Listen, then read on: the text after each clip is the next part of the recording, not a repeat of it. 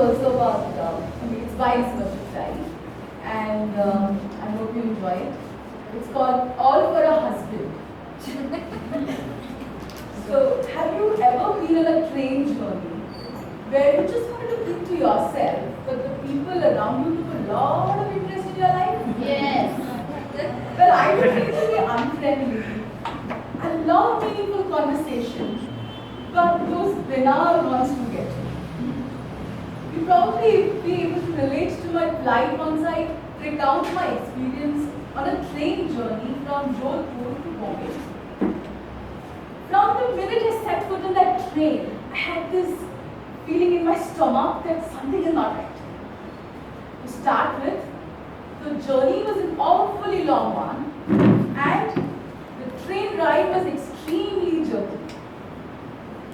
Sleep seemed far away, and the sand kept blowing in through the window. To top it all, solitude was killing. Not a soul inside. The bogie lay empty. I just took a bunch of newspapers that I had with me and kept skimming through them.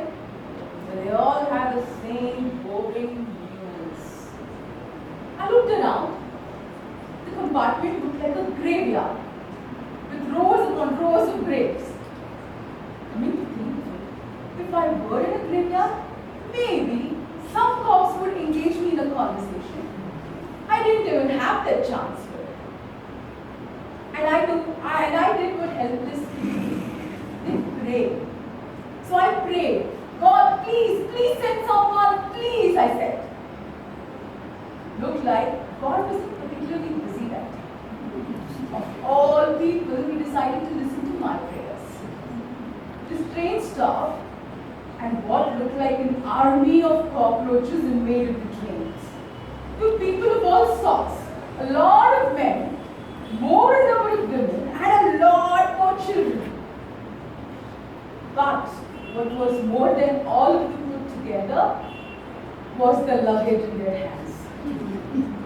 And the children, they looked like they were from some famine-stricken village, because they took to nourishing themselves from the moment they entered the train. And the luggage, there were a dozen potlies all over the floor. Potlies are those fabric bags in which you stuff your clothes. They were lying all over the floor. There were women sitting down and stuffing that under the berth. But the potlies refused to stay in one place. Somebody had strategically tied it so as to occupy the maximum space. So you try pushing one potli from one side and it jutted out from the other. The lady who was standing next to me was now stuffing her potlies on the upper berth. But she was getting impatient. She wanted to start a conversation. So she said, "Where are you going?" I said, "Bombay." And I showed her that there's a potli that was about to fall. I'm a little afraid when things are about to fall on me. I care a lot for my spine, you know. I was told that if your spine breaks, you are reduced to a lump of flesh. So I showed it to her. See, that bag is about to fall. She probably did not share the same sentiment I had for my spine. She casually gave a nudge. She was more interested in the conversation. "So are you going to your Maika?" she said, as she was trying to feed her baby. Maika is the mother's place. Now, I am unmarried, so what is Maika to me? The whole world is a Maika, I thought. She didn't wait for an answer. "Oh, you must be going to Sasural," she said. "No. I must be visiting your husband," she said. "No, I am unmarried." She gave such a start that the child in her hand was deprived of milk till he began to shriek like a goat to be slaughtered. I tried my best to divert her attention at the wailing child, but no, she was giving me this look of compassion. She looked so affectionate, I was afraid she would take me in her arms and burst into tears. To cheer her up, I took out a packet of roasted chana and offered it to her. But no, she chose to remain sunk in sorrow. Later, when she was out of the trauma, she offered me some tips to catch a good husband, which I found to be particularly useless. And in spite of all the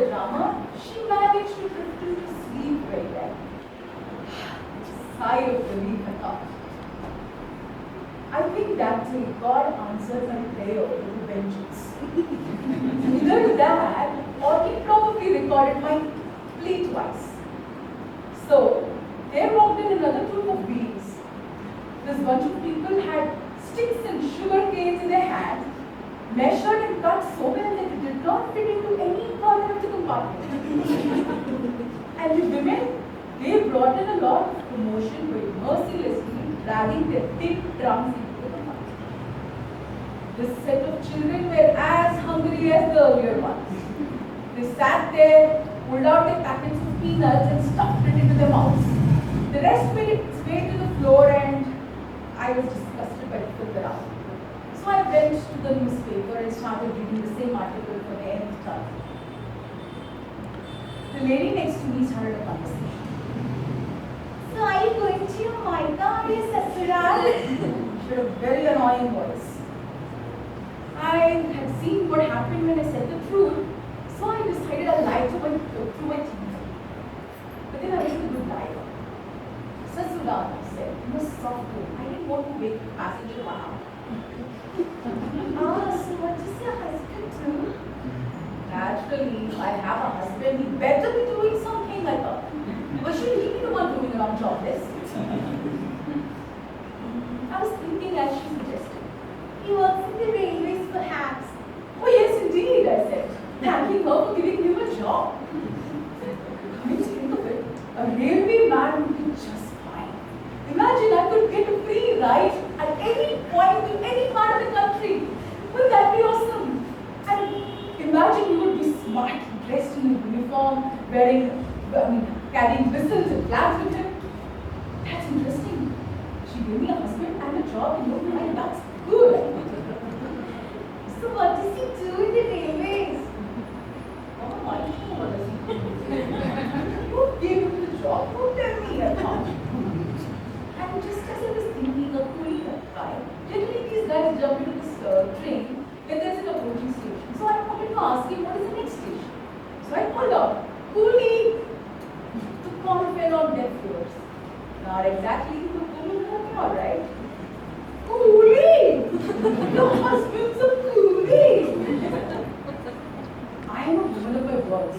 If I say something, I'll stick to it. So I said, "Yeah, coolie. What's it to you? He's my husband. Are they human beings?" I acted very angry.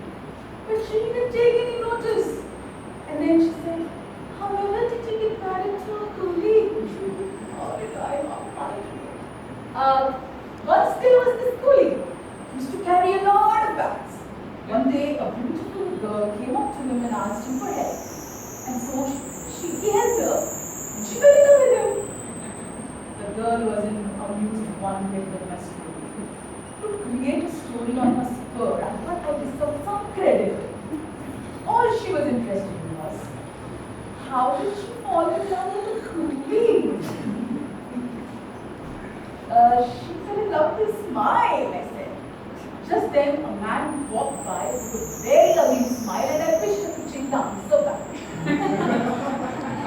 Oh, the woman was fixated with this. She said, "How did he end up marrying a coolie?" And she screamed, so loudly that the woman who was sleeping woke up. And the poor thing said, "Oh no, she's not married." Poor. They have lost the one coolie I had. I fainted. I was trying to come up with something. I have to stick to the story. "Well, I wasn't married then," I said. "Huh? You got married now, while I dozed off, sitting in this train," he said. Would that be something? Instead of tea and pakoda, you have on sale a rich, well-to-do husband. That would be something. Or at least have one on rent for a journey. The minute somebody asked me, Flash would produce a husband. I was very amused with my idea. And I looked at these women, nobody thought I was crazy because they stopped talking to me. And I enjoyed the silence. Now, from the next station, the lady who walked in was very sophisticated and well-groomed. And she had this habit of speaking very softly. And I loved it. She settled down and said, "Do you remember the guy?" I said, "Yes." "So, are you going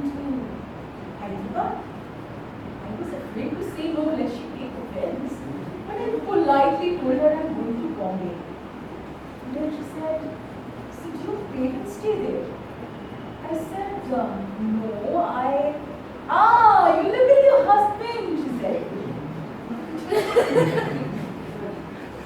After all the detour, she came back to the wretched husband again. The husband, a man who gives his woman an identity. So what if he's jobless? So what if he doles out divorces, has extramarital affairs, gambles, beats up his woman, treats her badly like a doormat? We Indian women worship him and put him on a pedestal. The unmarried ones are trying hard and fasting to get one. The married ones are fasting to keep theirs. Every Indian woman is either obsessed with her own husband or someone else's. Immaterial of how they treat her, she wears it like a badge of honor. Subconsciously, I wasn't done ranting about this that she popped the next question. So how many children? What did I see this coming? Of course, the first obsession is to get a husband, but once you get him, the national pastime is to breed. That's what keeps the world going, I thought. Just then I saw outside there were a bunch of dogs. I quickly counted them and said, 8. I have 8.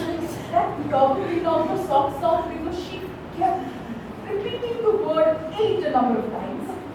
She said, 8? How? What do you mean, how? Like the other children are gone. I acted offended.